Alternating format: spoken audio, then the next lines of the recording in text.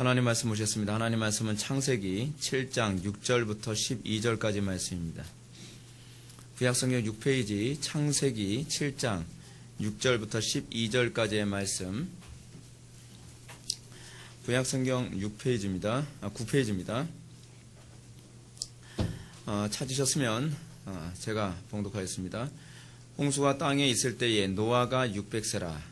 노아는 아들들과 아내와 며느리들과 함께 홍수를 피하여 방주에 들어갔고 정결한 짐승과 부정한 짐승과 새와 땅에 기는 모든 것은 하나님이 노아에게 명령하신 대로 암수 둘씩 노아에게 나와 방주로 들어갔으며 7일 후에 홍수가 땅에 덮이니 노아가 600세 되던 해 둘째 달 곧 그 달 11의 날이니라.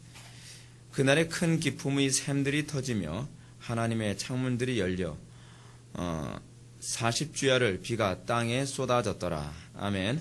시간은 창세기 47번째 강해가 되었습니다. 홍수가 땅에 덮이니 라는 제목으로 하나님 말씀 증거하도록 하겠습니다. 홍수가 땅에 덮이니. 히브리서 기자는 노아의 믿음을 이렇게 한 절로 요약하고 있습니다. 믿음으로 노아는 아직 보지 못하는 일에 경고하심을 받아 경외함으로 방주를 예비하여 그 집을 구원하였으니 이로 말미암아 세상을 정죄하고 믿음을 좇는 의의 후사가 되었느니라. 여러분, 히브리서 기자가 믿음을 어떻게 정의했는가를 잘 보시기 바랍니다. 여러분, 믿음을 어떻게 정의했느냐에 관한 이 문제는 굉장히 중요한 문제입니다. 왜냐하면 우리는 오늘날 무엇이 참 믿음이냐에 관한 문제, 그리고 어떻게 믿는 것이 올바른 믿음인가에 관한 이 문제에 대하여 우리가 명확한 정의를 내리지 않으면 안 되는 시대에 살고 있습니다.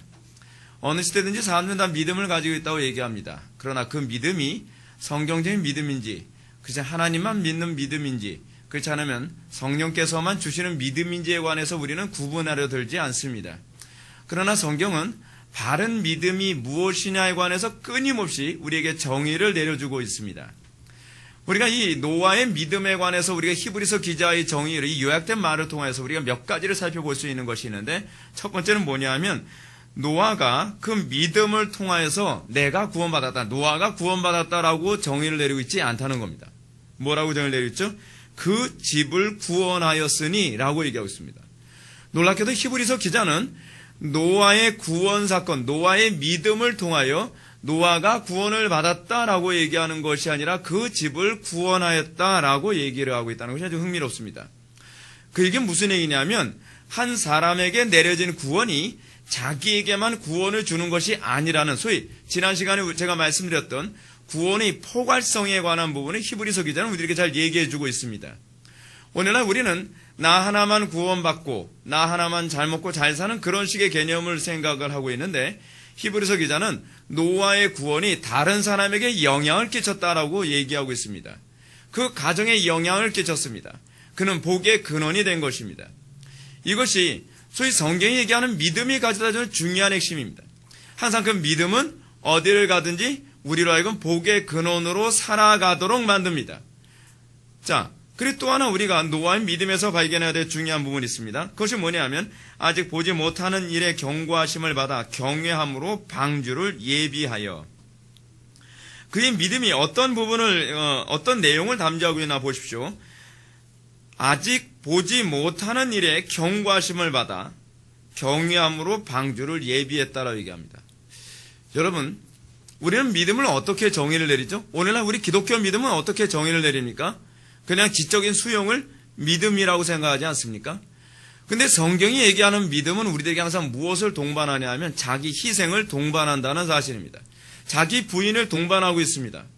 여러분 한번 생각해 보십시오. 이게 얼마나 대단한 믿음인가요? 근데 이것이 믿음이라고 정의를 내리고 있는 겁니다. 뭐냐면 노아가 하나님 앞에 한 번도 겪어본 적이 없는 홍수의 경고를 받았는데, 노아는 그 경고를 듣고 받아들여서 어떻게 했냐면 자기의 모든 것을 다 희생하면서 방주만 짓는데 모든 것을 올인했다는 얘기입니다. 믿음의 특징이죠. 믿음의 특징. 우리는 어느 정도만 돼도 믿음이라고 생각하죠. 교회만 왔다 갔다 하도 믿음이다. 12조만 잘해도 믿음이다. 교회 봉사만 좀 열심히 해도 믿음이다라고 얘기를 하죠. 근데 여러분, 이 믿음이라고 하는 것은 주로 어떨 때 그 실체가 드러나냐면 소위 죽느냐 사느냐, 이익이냐 손이냐, 거의 위기의 시점에서 우리는 이 믿음의 여부가 그 실체를 드러낸다는 것입니다. 우리는 편안할 땐 다 믿음이 있는 것처럼 행동할 수 있습니다.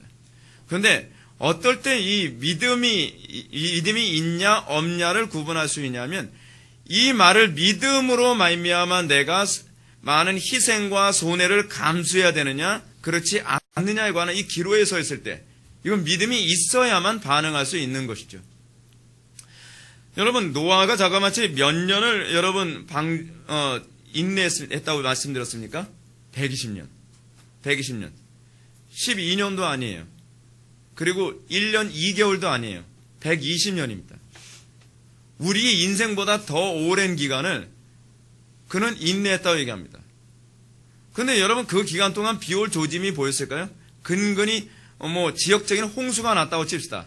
그래만 해도 위로가 될 텐데, 근근히 지역적으로 홍수가 나는 것도 아니고, 이 방주를 져야만 했어야 되는 어떤 타당성을 이해시키기에는 주변 사람들한테 아무런 설득력이 없는 그 기간을 자그마치 120년을 보내야 했다는 것을 기억해 보십시오. 여러분, 그게 믿음입니다. 믿음은 노아가 방주를 예비하게 된 원동력이 인간의 어떤 경험이나 어떤 과학적인 기능, 그렇지 않으면 여러 가지 상식적인 사람들에게 설득력 있는 어떤 근거 때문에 노아가 방주를 준비한 건 아니라는 거예요. 히브리서 기자는 노아의 믿음을 어디서 찾냐 하면 하나님과의 관계에서 찾는 것입니다. 그 관계를 뭐라고 얘기했어요? 여호와를 경외함으로 라고 얘기했어요. 하나님과의 관계를 가장 선명하게 드러내는 방식 중에 하나가 뭐냐면 여호와를 경외함으로예요. 하나님께서 말씀하셨기 때문에, 이것이 하나님의 뜻이기 때문에 그는요, 수많은 설득을 아마 당했을지도 모릅니다. 이 젊은 나이에 벌써 노망인가? 아니, 나이 500밖에 안 된 게 벌써부터 지금 저러고 있으면 어떡해. 그러면서요. 아니, 무슨 육지다 무슨 배도 어느 정도 배요? 축구장보다 더 큰 배를 짓고 있는 거예요. 근데 제가 여러분들한테 말씀드렸죠. 노아가 하나님으로부터 경고를 받을 당시에 그 나이가 몇 세예요? 한 500세대예요. 500세. 근데 500세 됐을 당시에 노아의 아들들이 있었다 그랬어요? 없었다 그랬어요? 없었다 그랬죠. 노아의 배에 탄 사람이 누구죠? 노아의 아들들과 며느리와 노아의 와이프. 근데 노아가 경고를 받을 당시에 노아의 자녀들은 아예 있지도 않았어요. 여러분들 그 창세기 5장 몇 절이죠? 32절을 보면 맨 마지막 절이죠. 5장의 맨 마지막 절을 보면 노아의 아들들이 몇 세 때 태어났다 얘기합니까? 500세 이후에. 500세가 넘어서 세 아들이 태어났다고 얘기합니다. 근데 여러분, 홍수가 땅에 있을 때는 언제요? 노아가 600세 때. 노아가 600세 때 여러분 홍수가 났다고 한다면 노아가 계시를 받은 때는 한 몇 세 때예요? 한 480세 정도 됐을 때. 굉장히 젊은 나이죠. 480세 때 이 경고를 받았어요. 그 당시에 자녀들은 없었어요. 근데 방주에 탔던 사람들이 노아와 노아의 자녀들과 노아의 자녀들의 와이프와 노아의 와이프라고 했을 경우에 노아가 그 경고를 받고 방주를 만들기 위해 착수를 했을 경우에는 아무도 그를 인정해 주지 않았다는 거예요. 여러분, 믿음 생활이라고 하는 것은요, 하나님과의 관계 안에서의 생활이라고 하는 것은 같은 믿음을 갖고 있지 않는 한 외로운 겁니다. 여러분, 노아가 얼마나 외로웠을까요? 근데 노아가 그 아무도 자기를 이해해 주지 않음에도 불구하고 여호와 하나님을 경외함으로 방주를 진 걸 뭐라고 하냐? 믿음으로 졌다는 거예요. 그게 믿음이에요. 믿음이라고 하는 것은 확률을 믿는 게 아닙니다. 믿음이라고 하는 것은 경험을 믿는 것이 아닙니다. 믿음이라고 하는 것은 지적 타당성을 믿는 것도 아닙니다. 믿음이라고 하는 것은 무엇이냐? 하나님이 말씀하셨기 때문에 믿는 겁니다. 이것이 바로 노아의 믿음입니다. 노아의 믿음은 사실은 엄청난 일에 모든 것을 바치는 모험을 하는 믿음이었습니다. 그것이 히브리서 기자가 끊임없이 얘기하는 믿음의 정의이거든요. 근데 우리는 믿음의 정의를 굉장히 낮췄죠.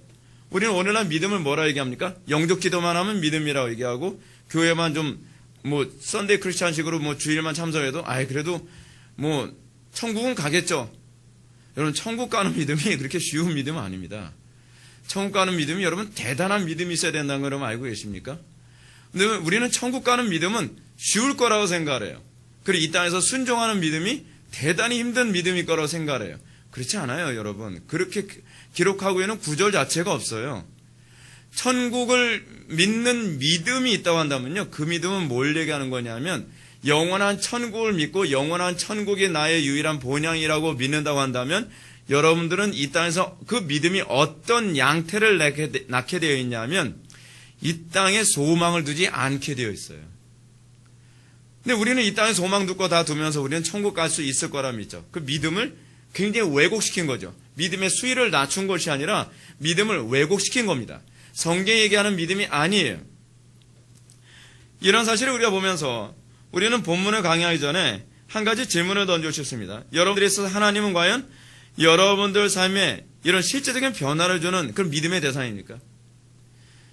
여러분, 우리가 어떤 대상에 대한 믿음이 있게 되어진다면 우리는 그 대상에 반드시 희생을 감수하게 되어 있죠. 제가 언젠가 이런 어떤 표현을 한 적이 있었죠. 어떤 사람이 도박을 합니다. 도박을 해서 집안을 다 날렸어요. 집안 재산을요. 그런데도 불구하고 이 사람은 믿음이 얼마나 굳건한지, 내가 요번에 내가 한 번만 내가 하면 내가 진짜 꼭 내가 돈 번다. 뭘 염두에 두고 있는 거죠? 희생을 전제하는 거예요. 믿음의 속성이에요. 믿음의 속성. 믿음의 속성은 희생을 전제로 해요. 근데 우리는 어떻죠? 우리는 하나님과 세상이라고 하는 두 가지 어떤 갈등이 딱 부딪힐 때 우리는 주로 믿음을 희생시키죠. 믿음을 희생시킨다는 것은 세상에 대한 믿음을 가지고 있다는 얘기예요. 만약에 여러분들이 하나님에 대한 믿음을 가지고 있다면 어느 쪽을 희생시킬까요? 세상을 희생시키겠죠. 근데 우리에게 있어서 끊임없이 하나님을 희생시키면, 하나님 요번만 좀 양보하세요. 그래서 하나님을 희생하면서 우리는 이것을 자꾸 믿음이다라고 정의를 내리기 좋아한다는 것이죠. 근데 여러분, 이건 믿음이라고 정의하기에는 성경적인 타당성이 없습니다. 노아처럼 여러분, 구체적으로 그 시대 사람들과 구별된 삶을 살도록 만드는 그 증거가 있는지, 믿음은 여러분들로 하여금 가정에서나 직장에서나 학교에서나 어디에서나 여러분들로 하여금 구별되게 만들 수밖에 없습니다. 물론 그것 때문에 여러분도 괜히 힘들겠죠. 그래서 히브리서 기자는 11장 1절에서 뭐라 얘기하냐면, 믿음을 바라는 것들의 실상이요 보지 못하는 것들의 증거라고 얘기합니다. 실체라는 거예요. 예, 증거라는 말이, 실상이라는 말이 이게 실체라는 얘기거든요. 믿음은 뭐예요? 눈에 보이는 것보다 더 명확하게 실체로 느끼는 것. 노아에게 있어서 홍수는 이론이 아니었어요. 여러분들에게서 주님 재림은 이론입니까? 아니면 실체입니까? 여러분, 이거 정말 심각하게 고민해야만 합니다. 여러분들에게 있어서 주님 재림이, 여러분들에게 있어서 이 세상의 멸망이 이론이 아니라 실체라고 한다면 여러분들에게 나타나야 되는 것은 노아와 같은 태도입니다. 여러분들은 이 땅의 것에 굉장히 많은 희생을 감수하며 오로지 그리스도에게만 여러분들 집중하는 태도를 견지해야만 합니다. 근데 그게 뭐예요? 구체적으로 기도에 힘써야 돼요. 그 얘기는 좀 빠졌으면 좋겠죠. 근데 성경이 가장 첫 번째로 얘기하고 있는 게 기도예요. 쉬지 말고 기도하라. 기도에 모든 걸 올인해야 돼요.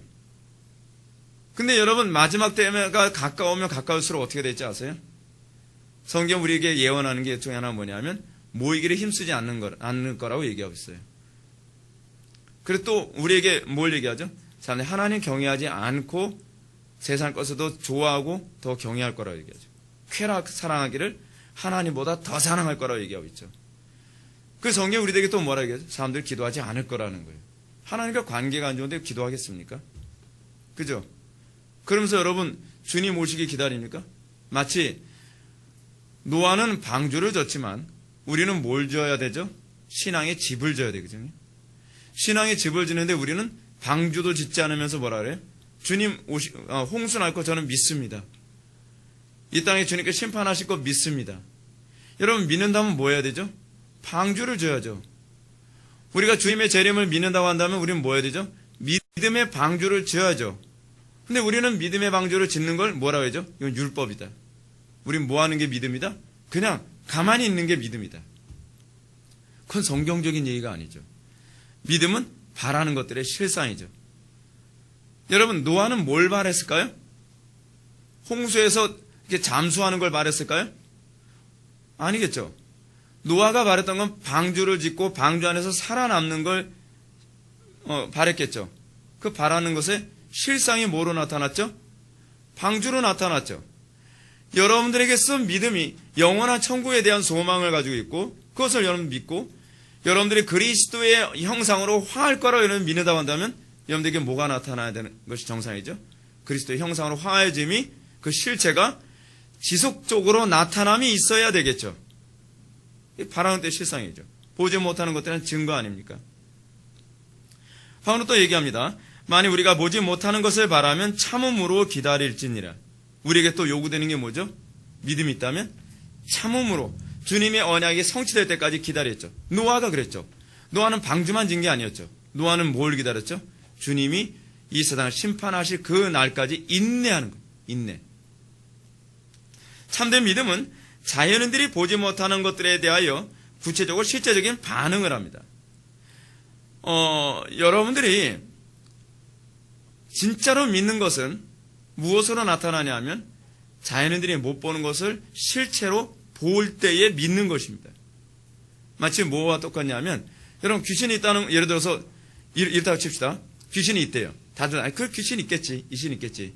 근데 진짜 여기 있다니까 여기 있다고 보고 얘기하는 것과 보이지 않는데 그냥 이론상으로 귀신이 있다고 생각하는 건 별개의 문제죠. 그런 식이에요. 우리는 마치 주님의 재림에 대해서 이 땅의 마지막 심판에 대해서 믿는다고 얘기해요. 근데 마치 헛개비를 잡는 것처럼 공상하는 것처럼 그것을 믿는다고 얘기해요. 진짜 믿는다면 어떻게 되죠? 대비해야죠.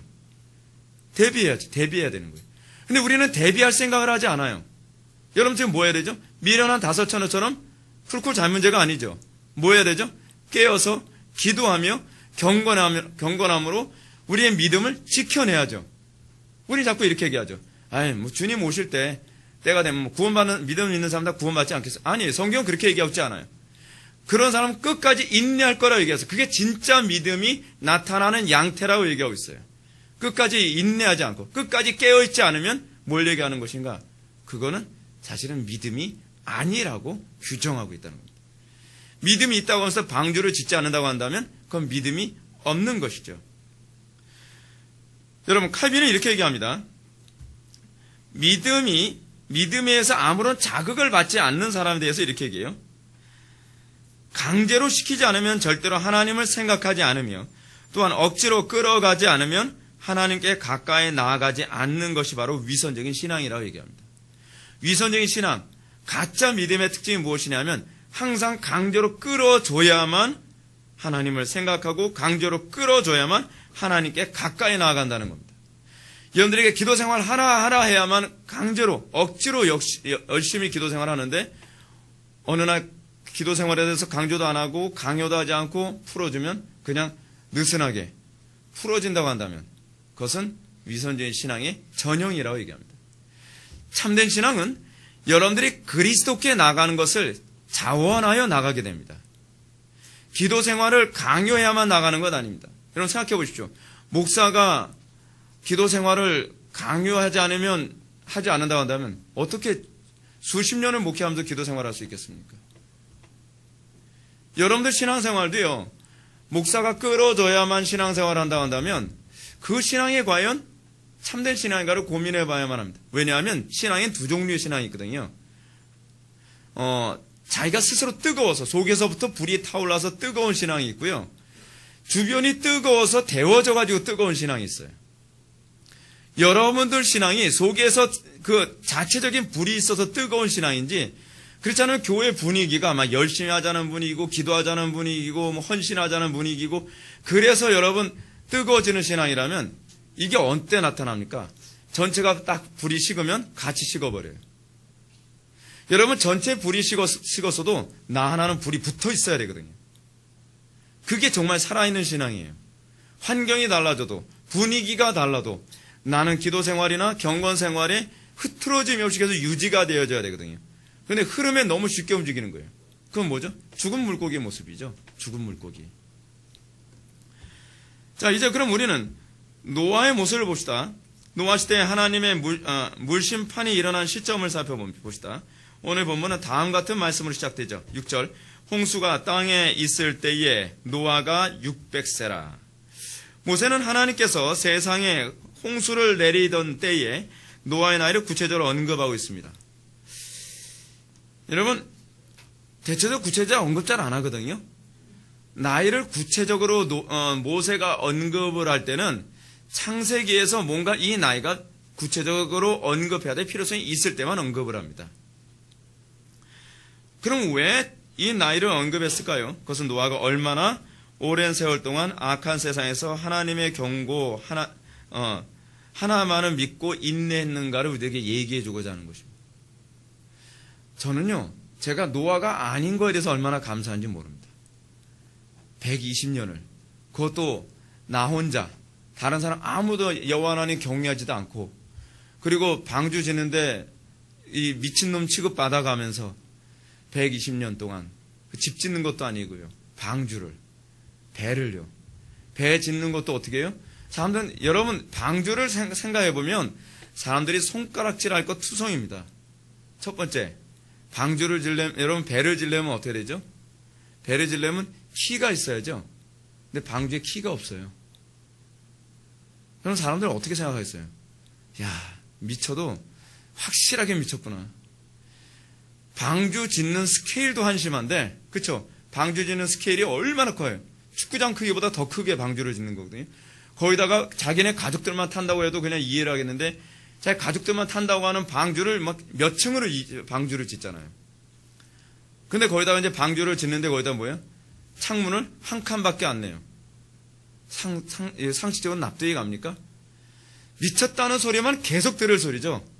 거기다 여러분 배를 짓게 되면 어떻게 돼요? 제가 아까 말씀드렸잖아요.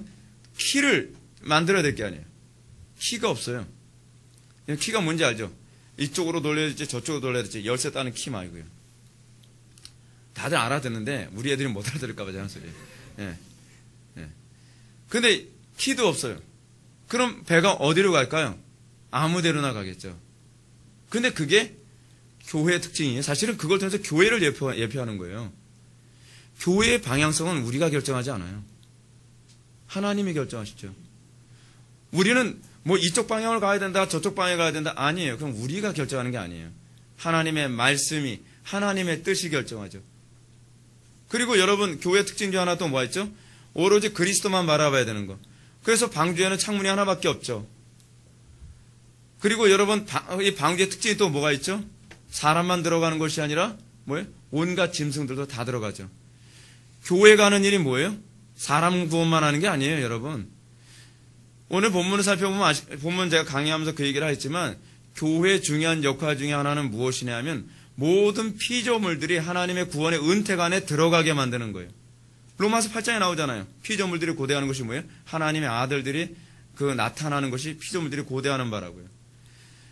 여러분, 노아가 뭐라 얘기합니까? 노아의 믿음을 통해서 나 하나만 구원받은 것이 아니라 노아의 가족들을 구원했다고요. 근데 더 엄격히 얘기하면 피조물들을 구원한 거거든요. 그러니까 우리는 이 믿음이 얼마나 포괄성 있게 구원을 확장시키는지 우리는 잘 몰라요. 나 하나만 구원받으면 그만이라고 하는 그런 이기주의적인 자기중심적인 믿음관, 구원관을 설정해가지고 나 하나 구원받냐 못 받느냐에만 관심을 갖지, 내가 진짜 구원을 받았으면, 내가 믿음으로 구원을 받았으면 그 믿음이 내 가정에 구원을 주고 사회에 구원을 주고 교회의 구원을 확장시킨다고 하는 이런 확장성에 대해서는 전혀 인식을 하지 못하죠. 근데 방주는 이 하나의 방주를 통해서 이 모든 것을 다 얘기해 주고 있어요. 놀랍죠? 근데 이거를 이해하지 못하는 사람들, 이런 영적인 신학적 개념을 이해하지 못하고 방주를 짓는 사람들. 노아가 직접 다 짓진 않았겠죠. 그렇죠? 틀림없이 몰라요. 사람들을 시켰을 거예요. 다 욕했을 겁니다. 이해를 못하죠. 이해를 할 수가 있나요? 하나님의 지혜를 어떻게 우리가 다 이해하고 하죠? 그렇잖아요? 지금 노아의 방주는 우리에게 사실은 굉장히 많은 부분에서 교훈을 줍니다. 일일이 다 얘기하려면 시간이 허락지 않을 정도예요. 자, 우리가 앞에서 살펴봤던 것처럼 노아는 그 시대의 성도들의 교통을 이룰 수 있는 신앙의 동역자도 없었습니다. 그는 온 세상에 홀로 따돌림 당하는 삶을 살았던 사람입니다. 가장 고독한 삶을 살았던 사람이고요. 가장 고통스러운 삶을 살았어야만 했던 사람이 바로 노아였습니다. 그는 가장 위태로운 삶을 살기도 했습니다. 근데 그것이 신자입니다. 그것이 이 땅에서 죄악으로 가득한 신자들이 살아가야 되는 방식을 노아 한 사람의 모습을 통해 우리들에게 잘 보여주고 있습니다. 이 세상 이런 살만합니까? 이 세상 풍요롭고 좋아요? 이 세상 오래 살고 싶어요? 문제가 있는 거죠. 믿음으로 살지 않기 때문에 그렇습니다. 믿음으로 산다고 한다면 이 땅에서의 성도의 삶은 위태로운 삶이고요. 그리고 굉장히 힘든 삶이고요. 그리고 고통스러운 삶이고 그리고 고독한 삶이 될 수밖에 없습니다. 그런데 그런 인내가 1, 2년 또는 1개월, 2일 뭐 그 개념이 아니죠. 몇 개념이에요? 120년. 여러분 이게 뭘 의미할까요? 성도의 인내가 어느 정도로 견고할 수 있느냐를 보여주기도 합니다. 우리는 노아가 어떤 고통을 당했는지 구체적으로는 모릅니다. 근데 노아만이 당대 의인이었다라는 평가를 들었다고 한다면 그가 얼마나 괴롭고 힘든 삶을 살았을지는 얼마든지 우리가 묵상을 통해서 알 수가 있습니다. 이런 노아의 모습을 보면서 저는 기독교 강요를 저술했던 칼빈의 말을 또 인용하고 싶습니다. 칼빈이 기독교 강요를 저술할 시기는요, 결코 평안한 때가 아니었습니다. 그래서 칼빈이 이렇게 표현했습니다. 교회에서 교사의 직분을 떠맡은 이후로 경건에 관한 순수한 교리를 유지함으로써 교회를 유익되게 하는 일 이외에는 내가 다른 목적을 가지고 있지 않다는 사실에 대해서 나는 또한 나 자신의 양심에 있어서 충분히 결백하며 이 사실을 증언하시는 하나님과 천사들을 소유하고 있다. 그러나 나는 나보다 더 그릇된 비난들로 인하여 괴롭힘을 당하고 물어뜯기고 상처 입히고 있는 사람은 없다고 생각한다. 얼마나 고통받고 있는지. 칼빈이 뭐라고 얘기하고 있어요? 나는 나보다 더 그릇된 비난들로 인하여 괴롭힘 당하고 물어뜯기고 상처를 입고 있는 사람은 없다고 생각한다. 할 정도로 칼빈은 그 당시에 종교개혁을 하고 하나님의 말씀을 가르치는 이 삶을 사는 데서 엄청나게 괴로웠다고 얘기하고 있습니다. 칼빈의 표현에 의하면 나는 하루에도 수백 번 사형당하는 것 같은 고통으로 살아간다라고 이렇게 얘기하고 있어요. 근데 여러분 이게 신자의 삶이에요. 이게 신자의 삶. 신자의 삶이 이렇게 됐을 때 여러분 세상에 대해서 별로 매력을 못 느끼겠죠. 아, 빨리 영원한 천국에 갔으면 좋겠다. 여러분 영원한 천국에만 소망을 두는 사람이 이렇게 나오는 겁니다. 이 땅에서 즐길 거 다 즐기고 놀 거 다 놀고 재밌게 죄악과 향락과 부귀와 명예와 성공 누릴 거 다 누리면서 천국 가고 싶다. 아예 안 가고 싶죠. 버릴 게 너무 많은데요. 여러분 회개하라고 했을 때 여러분들 힘들게 만든 게 무엇입니까? 이거 버리기 아까워서 회개하기 싫어하는 거거든요. 근데 영원한 천국은 이 모든 걸 다 두고 가야 되는 곳이에요.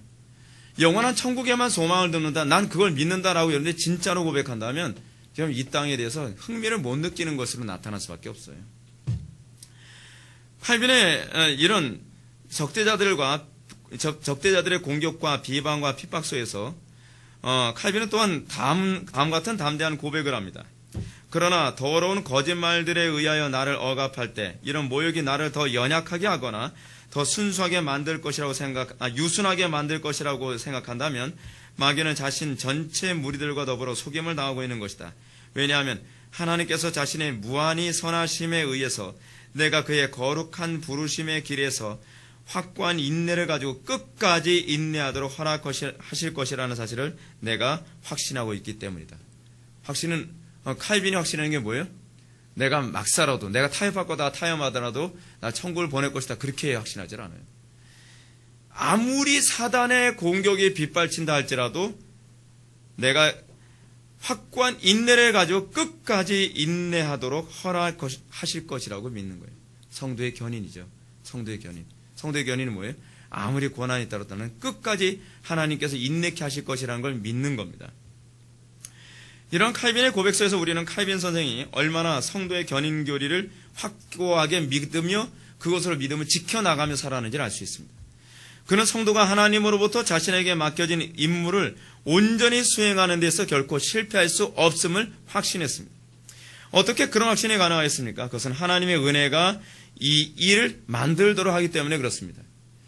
여러분, 우리는 믿음을 자꾸 어떻게 생각하냐면 의지의 결단이라 생각하거나 어떤 그 사람이 가지고 있는 기질과 자꾸 관련된 것이라고 자꾸 생각을 합니다. 그럼 믿음은요, 믿음의 인내는 우리의 의지의 문제가 아닙니다. 우리의 결단의 문제도 아닙니다. 이 믿음의 이 행위는요, 오로지 그리스도의 은혜로만 가능한 겁니다. 이거를 이해할 때라야만, 끝까지 인내할 수 있는 거예요. 나도 부족하지만, 나는 인내력이 없지만, 하나님께서 나를 인내케 하실 것이다. 이걸 믿고, 이걸 믿을 때라면 뭐예요? 기도에 매달리는 거예요. 여러분들 왜 기도 안 하시는지 아세요? 여러분들 의지를 너무 믿기 때문에 그렇습니다. 내 힘으로 인내하는 거라고 자꾸 생각을 하고, 내 힘으로 자꾸 경건하게 사는 거라고 자꾸 생각하고, 내 힘으로 자꾸 도덕적으로 살아가는 것이라 생각하고, 내 지혜로 자꾸 하나님의 일을 하는 것이라 생각하니까, 기도보다 뭐가 먼저 앞서요? 몸이 먼저 앞서는 거예요. 알미니안주의와 개혁주의를 구분하는 중요한 시금석이 있습니다. 기도가 먼저 앞서냐? 행동이 먼저 앞서냐입니다. 개혁주의자들은 기도를 통해서 하나님으로부터 공급받는 힘으로 행동을 하지만, 알미니안주의자들은 내가 행동을 먼저 하고 내 힘으로 안 되는 것을 기도로 채워보려고 애를 쓰는 겁니다. 우리는 우리의 전적 무능함과 전적 타락을 알기 때문에 우리는 행동을 먼저 하지 않습니다. 우리는 말이 먼저 앞서지 않습니다. 우리는 뭐가 먼저 앞서야만 합니까? 기도가 먼저 앞서야만 합니다. 이것이 우리의 무능함과 우리의 타락을 인정할 때 나타나는 태도입니다. 여러분들이 몸이 먼저 앞서면 뭐가 나타날까? 맨날 실수하잖아요. 여러분들이 말이 먼저 앞섰을 때 뭐가 나타날까? 자꾸 말 실수하잖아요. 여러분들이 기도보다 먼저 앞서게 되면 항상 문제가 발생을 해요. 그래서 여러분들이 하나님께 바람을 많이 받으면 많이 받을수록 우리는 뭘 자꾸 앞세우게 되냐면 기도를 앞세울 수밖에 없습니다. 왜냐하면 바울의 말처럼 우리가 봉사할 때 그리스도의 힘으로, 하나님의 힘으로 봉사하는 자 같이 하라라고 하는 그 말이 그걸 의미하기 때문에 그렇습니다. 루터가 그래서 뭐라고 얘기합니까? 내가 오늘 아침에 2시간 기도를 실패하면 그날은 마귀에게 내 하루를 빼앗기게 될 것이다. 나는 실패하게 될 것이다 라고 얘기하지 않습니까? 이 땅에서 믿음 생활은 우리의 의지의 문제가 아닙니다. 여러분들 정신력의 문제가 아니에요. 여러분들 결단력의 문제가 아닙니다. 믿음의 문제고 은혜의 문제입니다. 그래서 항상 기도로 나아가지 않으면 여러분들은 그렇게 살아갈 수가 없죠. 우리는 이 노아의 모습을 보면서 노아의 나이 600세 되던 해에 홍수가 땅에 되었을 때 하나님께서 노아를 통해서 노아와 그의 아내와 아들들과 며느리 그리고 수많은 동물들을 구원하시고 새로운 세상을 시작하시는데 좌절하지 않고 여러분 승리했다는 것을 우리는 보게 되죠. 자, 근데 여러분 잘 보십시오. 아주 흥미로운 부분이 있습니다. 이런 하나님의 계획이요, 노아 한 사람에 의해서 모든 걸 다 올인하셨어요. 만에 하나 노아가 만약에 순종 안 했으면 어떻게 됐을까요? 하나님께서는 노아가 만약에 순종 안 할 것을 계획에 놓고서 그 2번, 3번, 4번 후속으로 대비해 놓은 게 없었어요. 노아 한 사람이 실패하면 하나님의 모든 창조 계획은 다 끝나는 거예요. 그렇죠? 노아 하나가 예를 들어서 믿음으로 방주를 예를 들어서 제대로 건조하지 못하다고 칩시다. 그럼 어떻게 되는 거죠? 하나님께서 그렇게 아름답게 창조하신 모든 피조물들이 다 수장돼서 다 죽는 거예요. 노아만 죽는 문제가 아니에요. 노아의 실패는 곧 뭐와 관련을 맺게 하셨어요? 하나님의 실패와 연결시키게 하셨어요. 그 얘기는 무슨 얘기냐면 노아가 실패할 수 없을 거라는 걸 얘기하는 거예요. 노아의 인내는 노아의 인내가 아니에요. 노아가 120년 인내한 것은 하나님이 창조 계획이 승리하셔야 되기 때문에 노아를 승리케 하신 문제입니다. 따라서 이것은 노아의 어떤 성격이나 노아의 탁월함이나 노아의 지혜나 노아의 인내력에 의해서 방주가 완성되거나 인내한 문제가 아니에요. 이것은 하나님의 주권과 믿음에 관한 문제예요. 그래서 믿음은 항상 하나님의 창조 계획과 연결되어 있어요. 이게 끊어지질 않아요. 우리가 믿음을 실패한다면 자동적으로 무엇이 실패로 나타나냐면 구약성경과 신약을 다 보십시오. 하나님의 창조 계획 자체가 실패하게 돼요. 그래서 하나님께서 성도에게 믿음을 주셨을 때 그 믿음은 반드시 하나님의 창조 계획의 성취로 달려갈 수밖에 없도록 하셨어요. 여러분, 우리는 자꾸 믿음을 어떤 개념으로 우리는 단축시키죠? 나 하나 천국 가냐 지옥 가느냐에 관한 문제로만 자꾸 우리는 생각을 하죠. 근데요, 구약과 신약 전체에서 믿음은요, 그 개념이 아니에요.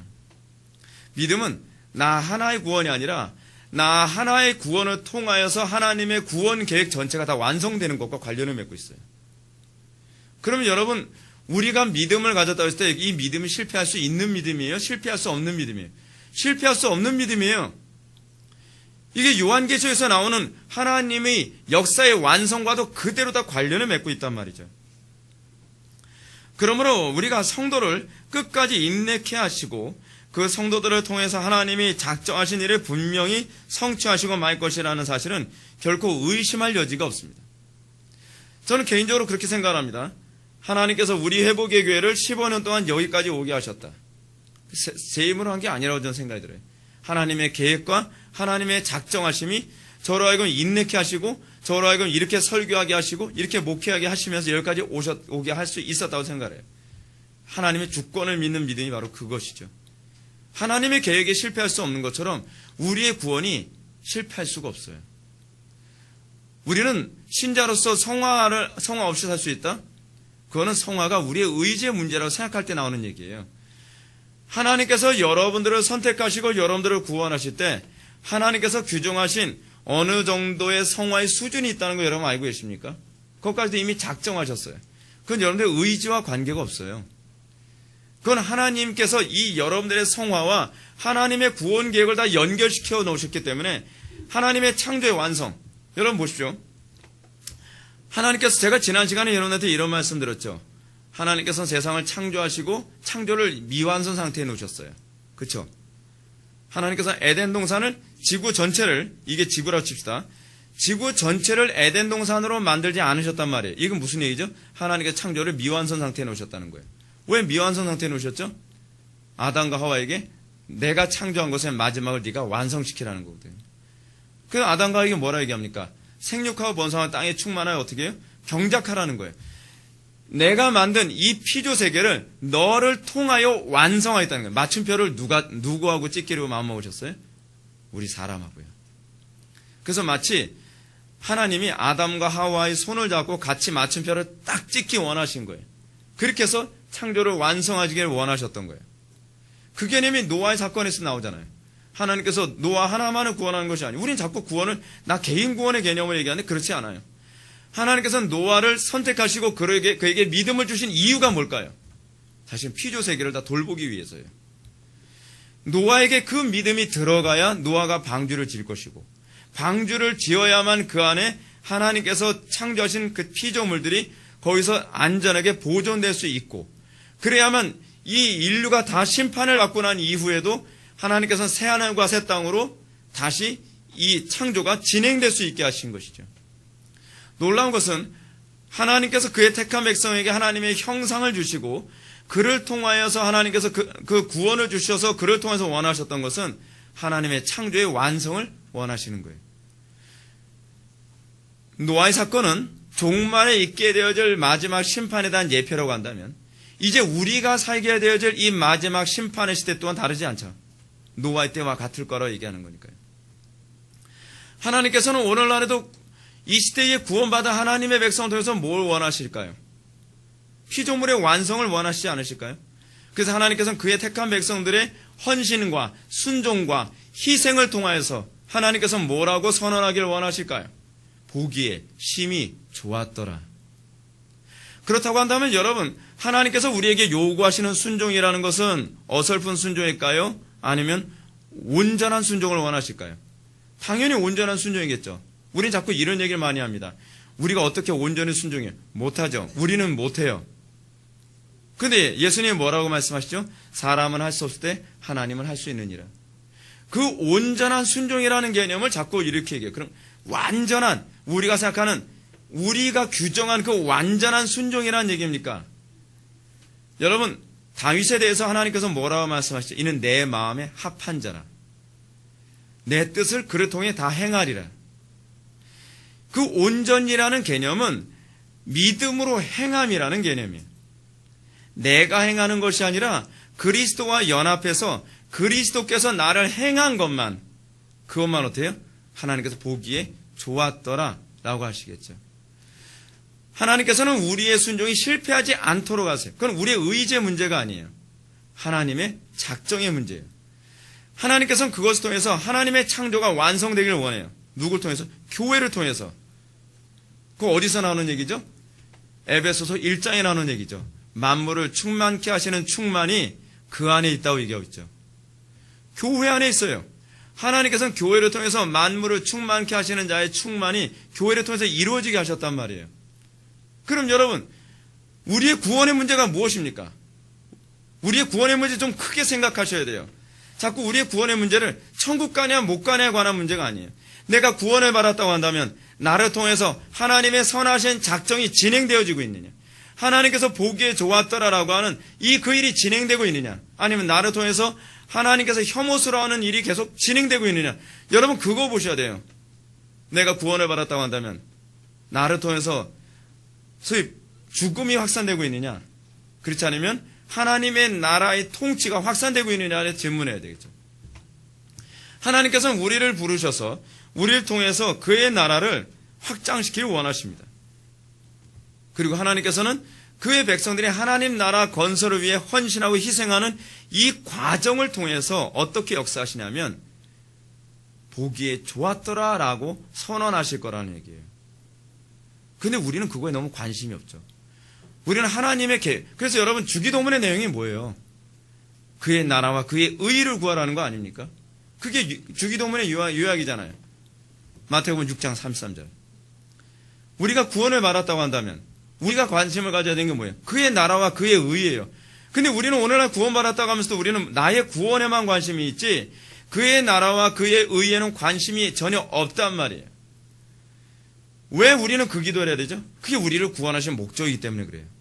하나님께서는 우리를 구원하시고 그의 나라를 우리에게 하나님의 형상으로 우리를 다시 회복시켜서 그의 나라를 우리 통해 완성시켜 나가길 원하시는 거예요.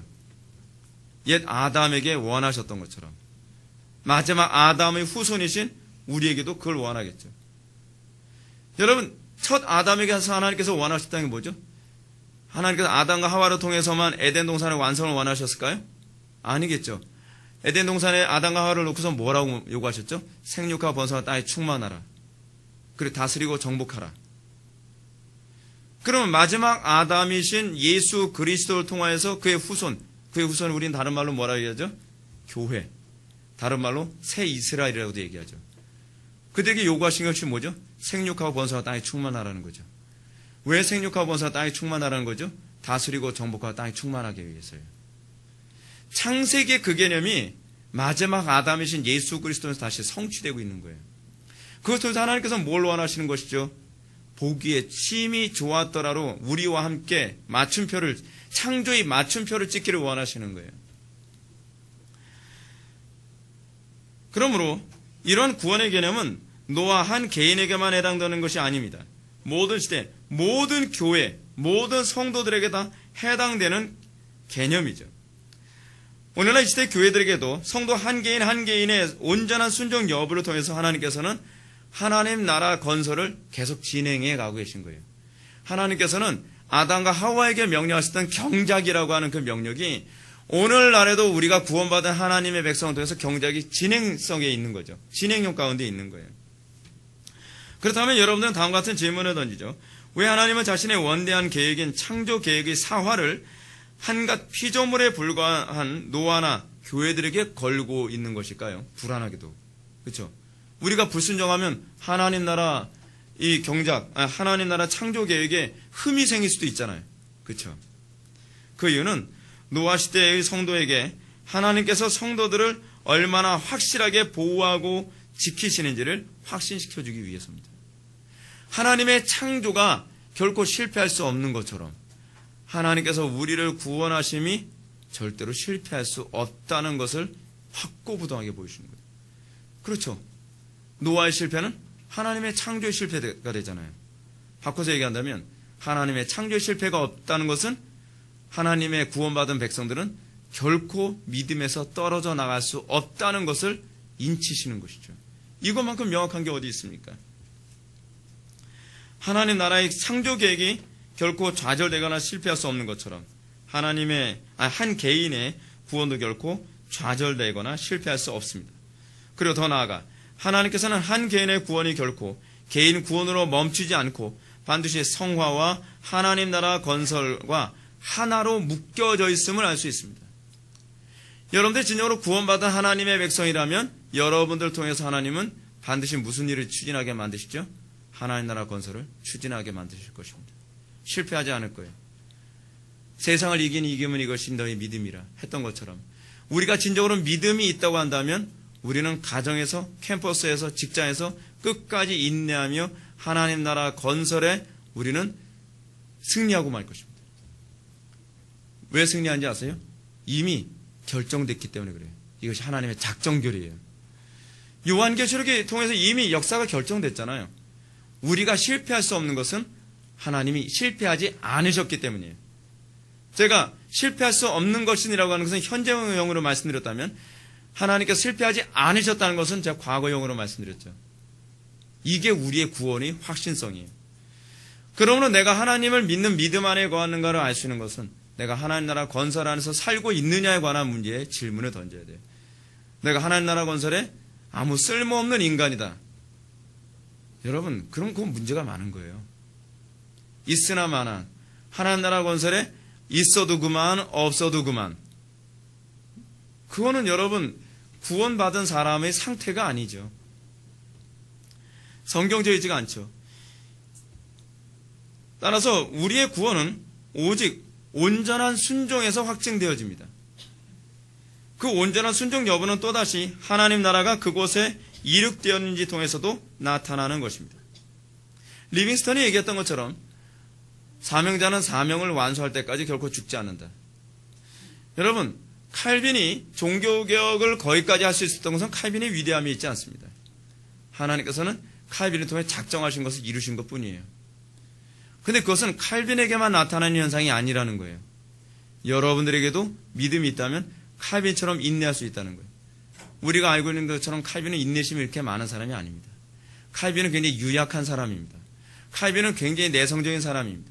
칼빈은 다른 사람 앞에서 싫은 소리 한마디도 굉장히 하기 힘들어하는 그런 성격을 타고났다고 얘기합니다. 그런 칼빈이 어떻게 그 엄청난 인류의 역사를 완전히 바꿀 수 있을 정도의 그 엄청난 종교개혁을 성공할 수 있었죠? 그것은 칼빈의 능력이 아니에요. 그건 하나님께서 작정하신 바를 마치 노아를 통해 하시듯이 칼빈을 통해서 하신 것뿐입니다. 그래서 성경의 인물을 가지고 자꾸 영웅시하는 건 별로 좋은 설교가 아니에요. 정말 바람직한 설교는 성경의 인물들 통해서 하나님께서 얼마나 위대한 일을 이끌어 가시느냐를 드러내는 것이 바람직하다고 얘기합니다. 따라서 우리는 우리들의 구원의 확신과 성화와 하나님 나라 확장은 결코 분리해서 이해할 수 없습니다. 이 세 가지를 분리할 수 있다고 얘기한다면 그것은 하나님의 창조 계획이 실패할 수 있다고 얘기하는 것과 동일한 얘기입니다.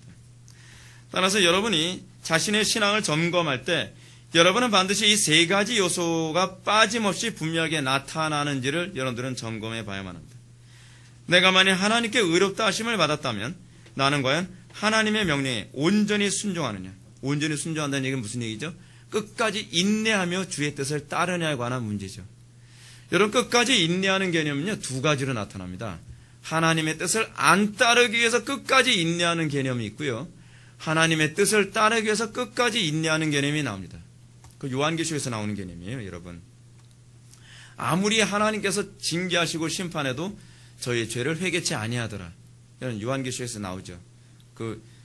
일곱 인, 일곱 나팔, 일곱 대접재앙에서 나오는 얘기 아닙니까? 그리고 우리에게 있어서 성화가 나타나냐. 성화는 나 개인적인 문제가 아니에요. 하나님의 나라 건설과 직결되어 있는 문제거든요. 내가 성화된 만큼만 하나님 나라 건설의 진행이 이루어져요. 그렇기 때문에 내가 점점 더 하나님과 가까워지고 점점 더 하나님에 대한 이해가 좀 더 깊어지느냐. 우리는 이러한 점을 점검한다면 분명히 우리는 우리의 구원에 관한 문제에 대해서 흐트러짐이 없을 것입니다. 오늘날 악하고 음란한 마지막 시대를 살아가는 성도들은 이렇게 노아에게 부어주신 하나님의 선하신 은총을 바라보면서 큰 소망을 품어야만 합니다. 요즘처럼 세상이 극도로 악해지고 참된 믿음의 여부가 굉장히 불확실해져 버려 말았어요. 참된 믿음이 도대체 뭡니까? 이것부터가 정말 굉장히 개념이 모호해져 버려 말았어요. 오늘날 목회자들이 자꾸 교인들을 잃지 않기 위해서 교인들의 일반적인 상태를 참된 믿음의 상태로 자꾸 낮춰버리고 나니까 마치 참된 믿음이라고 하는 성경적인 기준을 제시하면 그거는 무슨 환상을 쫓는 이상한 개념인 것처럼 도무지 다가갈 수 없는 이상한 개념인 것처럼 그렇게 인식하게 만들었습니다. 근데 그 개념을 자꾸 성경적 개념을 끌어올리려고 하다 보니까 사람들 자꾸 이게 마찰이 자꾸 생기는 것이죠. 여러분, 성경이 우리에게 믿음을 정의할 때는요, 그 믿음의 정의는 굉장히 높은 수준입니다. 끝까지 인내하는 거, 그리고 끝까지 순종하는 거, 항상 다양한 방식으로 얘기하고 있습니다. 여러분, 히브리서만 보더라도 여러분 믿음이 얼마나 높은 수준인지 알겠죠? 히브리서 기자는 뭐라 얘기합니까? 모세는 잠깐의 왕자의 삶을 누리는 것보다 어떻게 해요? 그리스도를 따르는 것 때문에 그 영광을 다 포기했다고 얘기합니다. 아브라함은 믿음으로 자기 아들 이삭을 바쳤다고 얘기하고요. 믿음의 수준이 낮지가 않아요. 그다지. 근데 우리는 어떻게 성경에도 없는 믿음을 만들어서 믿음은 어떤 거라고 얘기합니까? 마음에 믿어 의에 이르고 입으로 시인하여 구원에 이르느니라. 아주 쉬운 기독교를 만들었죠. 그 한 구절만 우려먹는 거예요. 다른 구절은 사용하면 안 돼요. 다른 구절 사용하게 되면 이게 이 해석하고 충돌을 일으키니까 마음으로 믿었잖아. 그 입으로 시인해. 어서 시인하라니까. 저 믿어. 됐어. 너 믿는다 얘기했지. 그럼 너 천국 백성. 야, 이렇게 쉬운 구원이 어디 있습니까? 근데 그런 구원은 없어요. 여러분, 예수님이 하나님이십니다. 근데 그 예수님이 돌아다니면서 뭐라 얘기합니까? 너 천국 가고 싶지? 나하고 영접 기도하자. 입으로 시인만 하면 돼. 힘든 것도 아니야. 여러분, 이렇게 얘기했으면 예수님이 십자가 지셨겠습니까? 오늘날 왜 교회가 복음을 전하는데 왜 십자가가 없죠? 왜 고난이 없죠? 예수님처럼 안 전해서 그렇죠. 예수님처럼 전해보세요. 누가 좋아하겠습니까? 자기 부인해라, 십자가 져라. 여러분, 예수님이 뭐라고 말씀? 어떤 사람이 의욕 있게 주여, 제가 주님을 따르기를 원하나이다. 근데 예수님이 뭐라고 말씀하시죠? 네 모든 것을 다 포기하고 나를 따르라고 계속 얘기하시는 거예요. 여러분, 거기서 대부분 사람들이 감정 상하거든요. 제가 부모 장사 지내고 있습니다. 죽은 자가 죽은 자를 장사하고 너는 나를 따르라. 이렇게 융통성 없는 복음 융통성 없어요, 여러분. 복음이 왜 융통성이 없는지 아십니까? 진리이기 때문에 그래요. 여러분, 숫자가 융통성 가지면 여러분 수학이 만들어집니까? 수학은요, 진리적 요소를 가지고 있어요. 거기에 융통성을 발휘했다가는요, 끔찍한 결과를 초래합니다. 그게 진리의 속성이에요. 근데 우리는 진리를 쓴 예수님께 뭘 요구하죠? 융통성을 요구하죠. 1 더하기 1은 뭐예요? 2. 1 더하기 1은 3이라고 얘기하면 안 되나요? 그다지 먼 숫자도 아닌데 비슷한 숫자잖아요. 2.5. 2.5는 여러분 안 되나요? 왜 안 되죠? 그건 진리가 아니에요. 진리의 속성이 그래요. 2.00001이라 할지라도 그거는 진리가 아니에요. 그건 오답이에요. 근데 우리는 하나님이 마치 진리가 아닌 것처럼 다루고 있단 말이에요. 성경 우리는 그렇게 다뤄요. 성경은 뭐라 그러죠? 마치 숫자처럼 얘기해요. 더하거나 감하면 어떻게 해요? 하나님께 심판하신다는 거예요. 근데 우리는 다른 건 몰라도 하나님은 사랑이 많으시기 때문에 그 진리를 타협할 수 있을 거라고 생각해요. 더하거나 감할 수 있다고 생각해요. 그게 사랑일 거라고 생각해요. 그게 사랑이라고 성경은 얘기하고 있지 않습니다. 하나님은 자신의 원대한 창조 계획을 교회에게, 교회의 운명에 맡기셨습니다. 참 묘하시죠. 그래서 하나님께서는 교회를 통해서 그분의 창조 계획을 완성하시기를 원하시고, 그리고 그 창조 계획을 완성하시기 위해서 어떻게 해요? 그리스도를 보내시고 그리스도와 교회가 한 몸을 이루게 하셨어요. 그래서 이 땅에 하는 모든 일은 사실 우리의 행위가 아니에요. 누구의 행위죠? 그리스도의 행위예요. 그리스도의 행위. 하나님께서는 이 모든 것이 그리스도의 행위가 되기를 하셨다는 사실입니다. 그래서 음부의 권세가 결코 교회를 이길 수 없는 이유는 교회가 대단하기 때문이 아니에요. 그리스도가 대단하기 때문에 그렇습니다.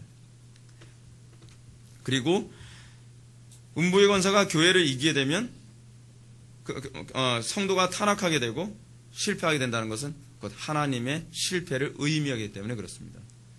여러분, 교회의 실패가 하나님의 실패를 의미한다는 걸 여러분 아신다면, 우리가 믿음 안에 있다고 한다면 실패할 수 없다는 것도 여러분 알게 될 것입니다. 그것은 성도가 온전한 순종을 하지 못한다면 하나님 나라가 또한 온전히 설 수 없기 때문에 그렇습니다. 구약에서는 이 부분이 참 명확하게 나타나죠. 그렇죠? 그래서 하나님께서는 노아에게 방주를 건조하라고 얘기하고 노아가 명령하신 대로 다 건조했더라. 그 모세에게도 명령하니까 하나님께서 명령하신 대로 성막을 다 건조했더라. 우리는 이런 노아의 온전한 순종과 아울러 한 가지 더 흥미로운 사실을 발견해야 됩니다. 8절과 9절 말씀을 한번 다 같이 읽어보시겠어요? 8절과 9절 시작.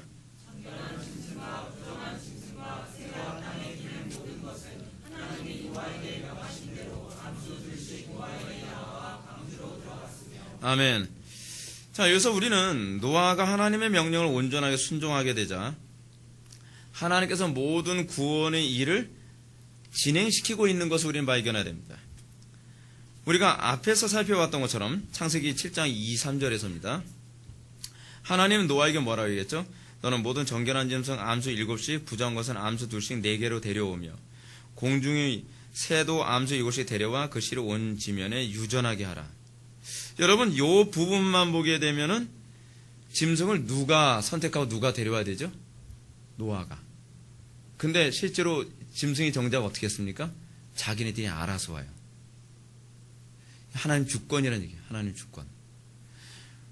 우리는 소위 구원을 한다고 하면 우리는 이렇게 생각하지 않습니까? 내가 딱 봐가지고 잘난 놈, 저 이쁜 놈, 고놈들만 데리고서 방주에 태우고 싶죠. 근데 우리는 구원을 그런 식으로 생각해요. 구원을요. 구원을 내 취향에 맞춰서 구원이 일어나는 거라고 생각을 해요. 근데 하나님 생각은 우리 생각과 달라요. 노아의 마음대로 들어온 것이 아니라 하나님 마음대로 들어왔어요. 그것이 구원이에요. 우리는 구원받았으면 어떻게 하죠? 구원받았으면 내가 원하는 대로 될 거라고 생각해요. 아니요. 이제는 구원받았으면 하나님이 원하는 대로 돼요. 근데 우리는 아직까지 그 근성을 잘 못 버려요. 예수 믿고 나면 하나님 예수 믿으면 뭐 형통해야 된다고 하면 형통한다면서요. 근데 왜 이런 분에서 형통하지 않아요? 아니 네가 원하는 형통이 아니라 내가 원하는 형통이라니까. 여러분 요셉이 감옥에 있을 때 형통했더라. 요셉이 원하는 형통이 아니에요. 하나님이 원하시는 관점에서 형통이에요. 하나님의 뜻대로 됐다는 얘기거든요. 근데 우리는 자꾸 신앙생활 하면서 내 뜻과 하나님하고 자꾸 괴리가 넓죠. 너무 괴리가 심해서 내 뜻대로 되는 것이 신앙이 좋은 것이라고 생각해요. 그렇지 않죠. 그래서 하나님께서 원하시는 짐승들로 자발적으로 방주에 승선하게 하셨습니다. 근데 여러분 참 이 부분도 묵상할 게 많습니다. 노아가 만약에 이랬다고 생각해보세요. 이게 우리에게서 나타나는 일이기 때문에 제가 여러분한테 말씀드리는 거예요. 하나님께서 뭐 정결한 짐승 7쌍 그리고 불결한 짐승 2쌍씩 오케이 알았어. 그러는데 자기가 마음에 들지 않는 그 짐승이 막 1쌍 2쌍 걔는 막는 거예요. 넌 아니야. 넌 저쪽 비켜.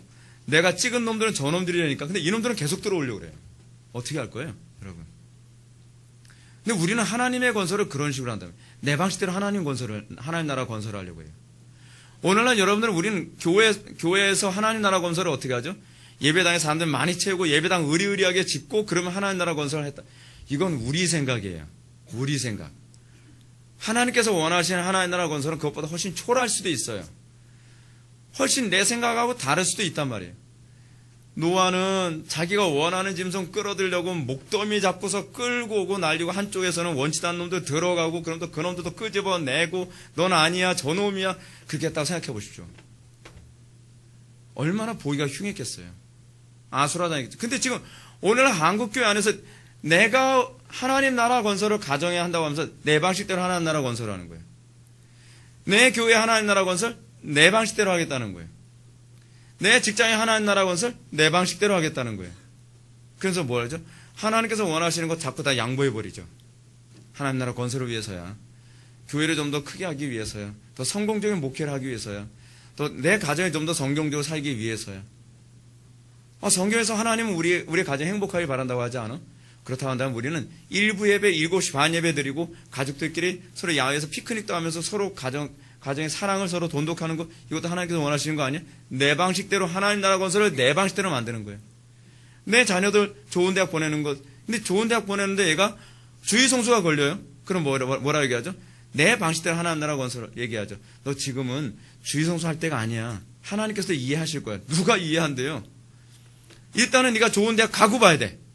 지금 S대 또는 K대 뭐 무슨 대 일단 가야 돼. 그리고 나서 네가 좋은 대학 들어가서 네가 성공하고 나면 그 다음에 하나님 나라 건설에 늦지 않아. 누가 만든 계획이에요? 우리는 그런 식으로 하나님 나라 건설을 내 방식대로 자꾸 건설하려고 하죠. 근데 그 결과가 어떻게 됐어요?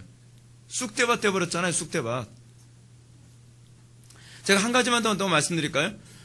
우리가 실용성이라고 하는 관점에서 교회 안에 만들어진 게 뭐죠? 주일학교죠. 주일학교. 주일학교를 만들어서 아이들을 막 떼거리로 몰려들게 만들어서 바글바글 했어요. 좋다 이거죠. 근데 문제는 뭐예요? 성경은 우리들에게 자녀들에게 믿음 심어주는 걸 부모 몫이라고 그랬어요? 아니면 주일학교 교사 몫이라고 그래요? 부모 몫이라고 그러죠. 근데 우리는 성경대로 우리는 자녀를 양육하지 않죠. 성경대로 우리는 신앙교육을 하지 않죠. 그 결과 어떻게 됐어요? 한국교회 쑥대밭 돼버렸죠. 애들 교회 바글바글하면 뭐예요? 쓰레기장이고 아수라장인데 사탕 집어 던지고 이거 주일학교 이거 맞추면은 너희들 뭐 포인트 줄게 그러면서 헤드셋 하고 무슨 헬멧 쓰고 슈퍼맨 망토 입고서 그걸 설교랍시고 하면서 교회를 아수라장으로 만들어버렸어요. 그러면서 뭐라 그랬죠? 하나님 나라 건설이라고요. 하나님 나라 건설. 아니 하나님 나라 건설은 그렇게 하는 게 아니에요. 하나님 나라 건설은 하나님의 방식대로 하나님의 주권대로 해야 되는 거예요. 노아가 그렇게 했다고 생각해봐요. 얼마나 웃기겠습니까? 그렇잖아요. 뱀도 뭐 뱀 종류도 여러 가지 뭐 꽃뱀이 있고 무슨 뱀이 있고 난 이런 뱀은 난 징그러워서 싫어. 난 저 뱀이 좋아. 나는 개인적으로 난 독 없는 놈이 좋거든. 구렁이 들어와. 뭐 이런 걸 했다고 쳐보십시오. 우리는 그런 식으로 자꾸 하나님 나라 건설을 생각하고 그래서 하나님 나라 건설했다고 생각을 하는 거예요. 근데 하나님께서 뭐라 하실까요? 내가 너를 모른다 하면 어떻게 하실 거란 말이에요. 여러분 근데 이 장면이 어떤 장면하고도 그대로 오버랩 이루어지는 장면인지 아십니까? 창세기 2장 19절과 20절이에요. 창세기 2장 19절과 20절 말씀을 보면 여호와 하나님이 흙으로 각종 들짐승과 공중의 새를 지으시고 아담이 어떻게 이름을 짓나 보시려고 그것들을 그에게로 이끄시니 아담이 각 생물을 일컫는 바가 곧 그 이름이라. 아담이 짐승들 찾아다니지 않았어요. 아담이 막 표범 막 열심히 따라가지고서 저는 되게 빠르네. 간신히 잡아가지고 네 이름 뭐야? 그렇게 하지 않았단 말이에요. 짐승들이 아담에게 온 거예요. 그게 하나님 주권이에요. 하나님께서는 짐승들을 보내셨고 아담은 자기에게 보내주신 대로 이름을 줬다는 거예요. 근데 우리는 굉장히 인본주의적이죠. 내가 뭔가 해야 된다고 생각하죠. 하나님 주권을 인정하지 않죠. 그래서 하나님 나라 우리가 다 망가뜨리죠. 우리는 여기서 아담이 타락하기 이전에 짐승이 아담에게 나와온 것과 노아가 하나님께 온전한 순종을 보이자 동물들이 하나님께서 명하신 대로 노아에게 나와 방주로 들어간 사건이 그대로 오버랩을 이뤄요. 똑같죠. 마지막 날도 그러지 않을까요? 마지막 날 새하늘과 새 땅에서도 그렇게 하지 않으실까요? 그것은 바로 하나님께서 아담에게 부어주셨던 통치권이에요. 다시 말해서 옛 아담의 기능을 노아에게서 다시 회복하고 있는 거예요. 놀랍죠? 노아에게서 그게 나타나고 있어요. 피조물들은 14절의 말씀처럼 그들과 모든 짐승들이 그 종류대로 모든 가축이 그 종류대로 땅에게는 모든 것이 그 종류대로 모든 새가 그 종류대로 예외 없이 노아에게 이끌려 방주 속으로 들어왔어요. 마치 아담을 보고 있는 것 같지 않습니까? 그러나 여기서 다시 한번 강조해야 될 점은 이러한 모든 종류의 짐승들이 방주 안에 들어가게 될 때 그것은 전적으로 하나님의 선택이지 내 선택이 아니라는 거예요. 이것이 전도이기도 해요. 우리는 전도를 어떻게 하죠? 내가 원하는 사람 내가 전도해서 방주 집어넣는 게 전도라고 생각하죠. 근데 예수님은 전도를 어떻게 명령하셨죠? 12제자 파송하고 70인 제자 파송했을 때요. 네가 복음 전해서 반응하지 않으면 신발에 먼지 털고 나와라. 그거 아닙니까? 하나님께로 이끄는 사람이 있어요. 내가 멱살 잡고 하나님께로 이끄는 것이 아니라 내가 물고 늘어져서 하나님께로 이끄는 것이 아니라 하나님께서 이끄는 사람이 있다는 거예요. 그것이 신약에서 얘기하는 전도의 개념이죠. 근데 우리는 어떻게 전도? 안 믿겠다는 사람. 그 일을 안 믿겠다 하면 물고 늘어져서라도 진돗개 전도법. 안 믿겠다는 사람 계속 찔러서라도 예수 믿게 하겠다는 고구마 전도법. 하나님 주권을 인정하지 않죠. 우리는 그것이 믿음이라고 자꾸 해요. 그건 믿음 아니에요.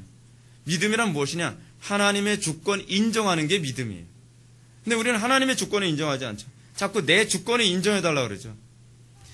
이런 사실을 통해서 우리는 아주 중요한 개념을 우리들에게 적용하게 됩니다. 그것은 인간과 다른 피조물들이 또한 어떤 관계에 있는가 하는 것입니다. 우리가 잘 알고 있는 것처럼 아담과 하와의 타락 이후로 피조물들은 더 이상 인간의 다스림을 따르지 않게 됐습니다. 근데 흥미로운 건 노아가 하나님의 통치를 따르니까 어떤 현상이 나타납니까? 피조물들이 복종하기 시작해요. 옛 아담의 저주로부터 회복된 것 같은 모습을 보게 되죠. 근데 흥미로운 게 뭐냐면 여러분 아담과 하와가 하나님의 법을 따르지 않고 통치를 따르지 않으면서 피조물들이 어떤 현상이 나타났죠? 피조물들이 아담과 하와의 통치를 따르지 않죠. 피조물들이 아담과 하와의 통치를 따르지 않으면서 어떤 현상이 나타났죠? 그것이 위협의 대상이 되어버려요. 여러분 통치를 따르지 않으니까 사자 같은 동물들, 호랑이 같은 동물들, 야수들이 어떻습니까? 위협적인 대상이 되죠. 그러면 어떤 관계가 되는지 아세요? 지배와 피지배의 관계가 바뀌어요. 그래서 그 대상이 뭐가 되냐면 우상이 되는 거예요. 여러분 보십시오. 성경적인 관점에서 봤을 때 우리에게서 오늘날 우상이 과연 무엇입니까? 돈이 우리가 하나님의 명령대로 따르면 재물이 우리를 따라오는 것이죠. 이거 나오는 얘기잖아요. 너는 먼저 그의 나라와 그의 의를 구하라. 그럼 이 모든 것이 너에게 주어지리라. 우리가 하나님의 명령을 따르면 모든 것이 뒤에 따라오는 거예요. 근데 우리가 하나님의 명령을 따르지 않게 되어지면 어떤 현상이 나타나면 그 피조물들이 복종하지 않죠. 피조물들이 복종하지 않으면 그 피조물들은 항상 뭐가 되죠? 공포의 대상이 되는 거예요. 돈이 안 따라오면 우리는 돈을 숭배하기 시작하죠. 그렇죠? 명예가 안 따라오면 우리는 명예를 숭배하게 되죠. 또 행복이 우리를 안 따라오면 행복이 우리의 우상이 되죠. 우상이 되는 방식이 그거란 거 여러분 알고 계십니까? 근데 우리가 하나님을 섬기면, 우리가 하나님을 예배하면 이 모든 것이 마치 노아에게 짐승들이 따라왔던 것처럼 따라오게 돼요. 그럼 여러분 또 머릿속에 잔머리 굴리죠. 그래, 근데 하나님 말씀에 순종하면 벼락부자 되는 거예요? 그러면서 그 12조 잘하면 하나님께서, 그래서 여러분 12조도 요즘 그런 12조 있다면서요. 선불제 11조. 들어보셨습니까? 선불제 12조. 예를 들어서 여러분 10억을 벌고 싶으면 1억을 먼저 헌금하라는 거예요. 그럼 하나님께서 10억을 주신대요. 어떤 부흥 강사가 하는 얘기인데 그거 진짜 손에 지우개 있어서 한번 던지고 싶은 그런 얘기죠. 선불제 11조라는 성경에도 없는. 그래서 여기다 이렇게 갖다 붙이겠죠. 너희는 먼저 그의 나라와 그의 의를 구하라. 그냥 이 모든 것을 너에게 더해 주리라. 이거 거기다 갖다 붙이면 곤란해요. 근데 보십시오. 제가 아까 여러분들한테 말씀드렸던 것처럼 여러분들이 하나님 말씀대로 순종하면 하나님께서 이 모든 것이 따라오게 하지만 여러분들이 원하는 것이 따라오는 게 아니에요. 하나님의 뜻대로 따라오는 거예요. 우리는 내가 하나님 말씀을 딱 순종했으니까 우리는 어떻게 생각을 합니까? 하나님 제가 방주를 딱 짓고 그리고 제가 이렇게 하면은 하나님 다른 동물은 아니에요. 저 동물은 들어오게 해주세요. 저건 제가 유난히 귀여워하는 동물이거든요. 그리고 저 동물은 들어오지 않게 해주세요. 징그러워요. 전 개인적으로 이런 유형의 동물 싫어하거든요. 연체동물, 파충류, 전 싫어해요. 그 문제가 아니에요. 하나님 마음이에요. 저는 제가 개척 초반기 때 제가 고민했던 게 뭔지 아십니까? 성경대로 목회하면 하나님께서 교인들 많이 보내주시고 교회가 성장하고 근데 아니에요. 하나님께서 원하시는 사람이 들어오는 것일 뿐이에요. 근데 우리는 그렇게 생각하지 않죠. 하나님, 내가 하나님 말씀대로 열심히 살았는데 왜 저에게는 이런 와이프 또는 이런 남편을 주시죠? 이게 너한테 유익하기 때문에 주신 거예요. 하나님, 제가 하나님 말씀을 그렇게 순종하고 살았는데 어떻게 저에겐 이런 환경이 주어지죠? 이게 너에게 유익해서 내가 주는 거예요. 노아가 원하는 피조물이 아닐 수 있어요. 그건 하나님께서 정하신 피조물이죠. 근데 우리는 거기에 대해서 뭐만 하면 돼요? 감사하고 순종하기만 하면 되는 것이죠. 왜냐하면 우리의 구원은 하나님 나라 건설을 위해 주어진 수단이지 이것이 목표가 아니거든요. 사랑하는 성도 여러분, 우리는 오늘 사실 굉장히 너무 방대하고 신학적으로 중요한 내용이 너무 많다 보니까 제가 너무 많은 얘기를 해주고 싶어서 제가 속이 막 달아오르는데 그럼에도 불구하고 제가 여러분들한테 꼭 얘기해 주고 싶은 것은 이것입니다. 우리의 구원이 하나님 나라 건설과 관련을 맺고 있다는 겁니다. 우리가 믿음으로 천국만 가는 게 아닙니다. 우리가 믿음으로 천국을 건설하는 것이고 그 믿음으로 하나님의 창조의 완성에 우리가 쓰임받는 것입니다. 이 땅을 살아가면서 우리의 목표는 과연 무엇인가요? 우리의 신앙의 목표는 무엇인가요? 우리가 고난당하더라도, 우리가 오해를 사더라도, 미움을 받더라도, 세상에서 우리가 많은 손해를 보더라도 우리는 하나님 나라 건설에 쓰임받는다는 것 그 자체만으로 기뻐하고 감사해야 될 거 아닐까요? 창조는 삼위일체 하나님만의 주권적 사건입니다. 그런데 하나님께서는 삼위일체 하나님의 주권적 사역에 우리를 연합시키셔서 그리스도를 자기의 독생자신 성자를 인간으로 보내셔서 사람으로 다시 태어나게 하셔서 우리와 연합시켜 우리를 알고 하나님의 창조의 동역자로 삼기를 원하셨습니다. 그렇다고 한다면 우리가 하나님 나라 건설에 쓰임받는 것이 영광이 아닐까요? 물론 이 창조는 100% 하나님의 주권으로 하나님의 뜻대로만 될 것입니다. 그리고 우리는 무익한 종에 불과합니다. 그러나 하나님께서 우리에게 이 명예를 주기를 원하십니다. 뭐냐 하면 내가 너와 함께 이 세상을 창조하는데 완성했다라는 이 영광을 나누길 원하시는 것입니다.